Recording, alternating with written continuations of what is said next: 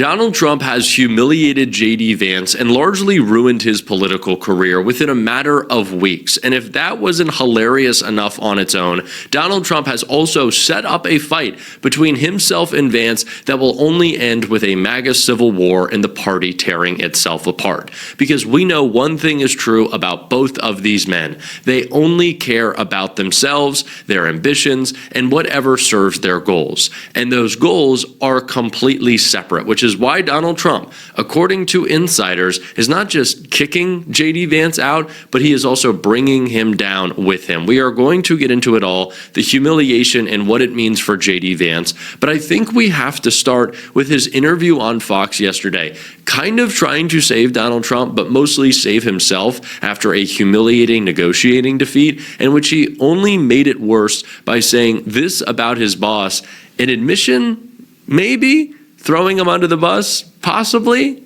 but it all hasn't gone well. When it comes to weapons of war, what they have done is engage in this act of economic terrorism against the entire world. They basically threatened any ship that's moving through the Straits of Hormuz. Well, as the President of the United States showed, two can play at that game. And if the Iranians are going to try to engage in economic terrorism, we're going to abide by a simple principle that no Iranian ships are getting out either. We know that's a big deal to them. We know that applies additional economic leverage. And again, Brett, the president wants the Iranian people to thrive and succeed. He has had his negotiation team put on the table a serious proposal. The ball is in Iran's court. Did we make progress? Yes, but we're going to find out from the Iranians whether we can make that ultimate bit of progress that gets us to a big deal. So is J.D. Vance calling Donald Trump an economic terrorist? Because he'd be spot on. He's certainly a terrorist in other regards. Yeah, JD, you're getting pretty close to the truth there.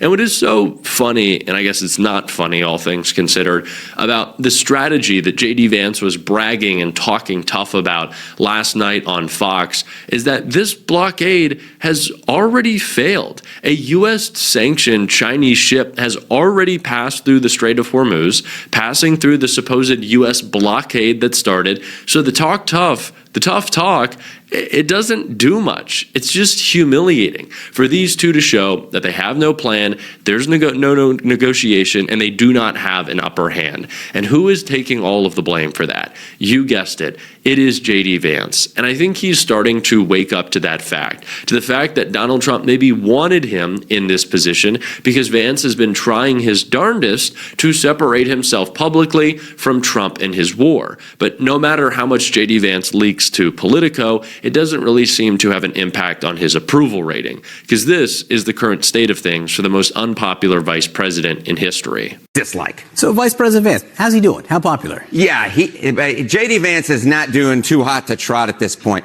Look at this. Okay, J.D. Vance's net popularity, this should actually be a plus. There we go. Plus 3 points. Then we go to minus 18 points at this point. That is a 21-point swing in the wrong direction. J.D. Vance started off his vice presidency in plus territory, and now he is in negative territory. Down he goes, J.D. Vance getting dragged down along with the President of the United States. Euronews reports at around 6:30 p.m. local time, the Election Commission reported a voter turnout of just over 77%, setting a new record in Hungarian election history.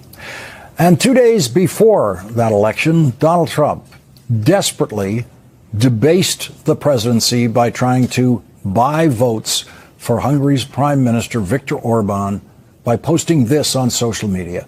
My administration stands ready to use the full economic might of the United States to strengthen Hungary's economy, as we have done for our great allies in the past. If Prime Minister Viktor Orban and the Hungarian people ever need it, we are excited to invest in the future prosperity that will be generated by Orban's continued leadership! And last week, Donald Trump's vice president, James David Vance, disgraced the vice presidency by campaigning with Viktor Orban, who has maintained close ties to Russian dictator Vladimir Putin.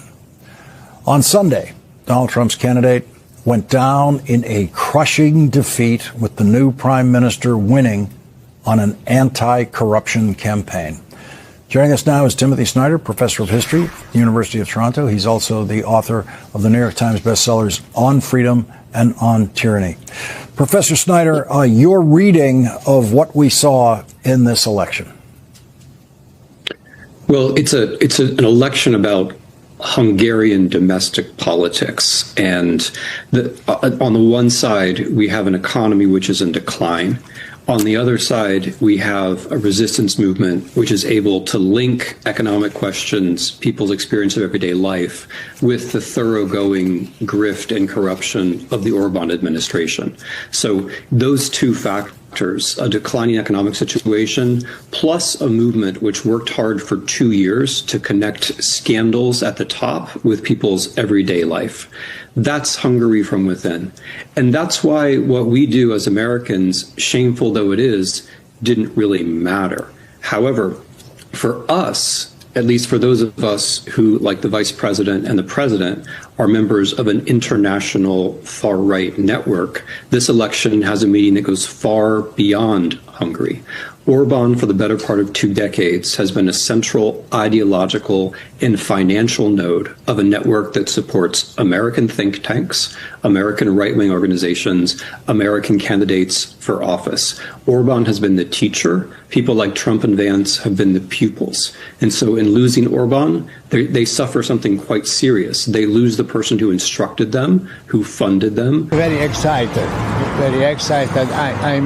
I was waiting 16 years for this day. I don't know. I hope now change and good change, but not only in Hungary, around the world. It's not normal now. He had all the opportunities to make Hungary great again. This is a very common phrase now, but he missed this chance, definitely. Hi again, everybody. It's now 5 o'clock in New York. At times over the past few years, in those darkest moments, it's felt all but inevitable, that methodic, creeping descent into an authoritarian future, not just here in the United States, but around the world. Today, though, just as Donald Trump's vice grip over our American system starts to slip away, people halfway around the world are likewise rejecting those autocratic impulses and tendencies and embracing, or rather re-embracing, a bold new vision. This weekend, against all odds, voters in Hungary ended the 16-year reign of far-right Prime Minister Viktor Orban. Among the reasons it was such a stunning result, and tell us if this sounds at all familiar to you, Orban manipulated the country's election system and initiated a takeover of its media outlets. And yet, this was the scene last night. Among the shouts from the crowd, quote, "Russians go home." Indeed, Vladimir Putin was an advocate for Orban. So, too, was Donald Trump, who even went so far as to dispatch his vice president, J.D. Vance, to campaign in Hungary last week for Orban.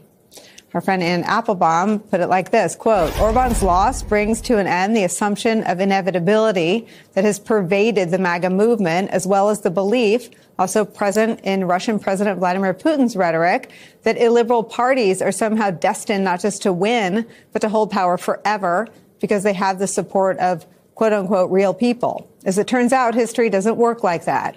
Real people grow tired of their rulers. Old ideas become stale. Younger people question orthodoxy. Illiberalism leads to corruption.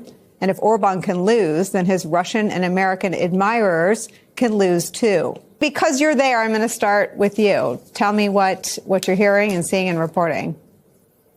It's been an extraordinary 24 hours. I think the scenes on the streets really say it all in terms of the jubilation, the euphoria we're seeing. Spoke to people last night and early this morning who felt as if they had taken their last chance to really step back from the abyss, that if Orban had been reelected, that would have been it for democracy in Hungary, that he would have continued this kind of consolidation of power, the entrenchment of these patronage networks, crony capitalism, and they would have lost their chance. But they took this chance, and as you said, despite the odds, really showed that voting is still powerful, even in a very unfair system. Isaac, what impact, if any, did J.D. Vance's visit have? It's this was a subject of so much fascination and chatter here. In recent days, I spoke to some Western diplomats in Budapest who speculated that it may have backfired for a number of reasons. I mean, the Trump administration's war in Iran is deeply unpopular in Europe, and I think there was also a suggestion made to me that welcoming any foreign leader could have backfired because the whole basis of Orban's campaign was Hungarian sovereignty and nationalism. So why is he campaigning with the vice president of a foreign country? We don't have polling that fleshes this out, but we certainly know that it did not pull Orban over the finish line, which is what Trump and Vance wanted. But I think that we also The development in Hungary can be viewed from multiple angles, and one of the most immediate is the scale of vote participation. A turnout crossing 77% suggests a highly engaged electorate, which often signals that people believe the stakes are usually high.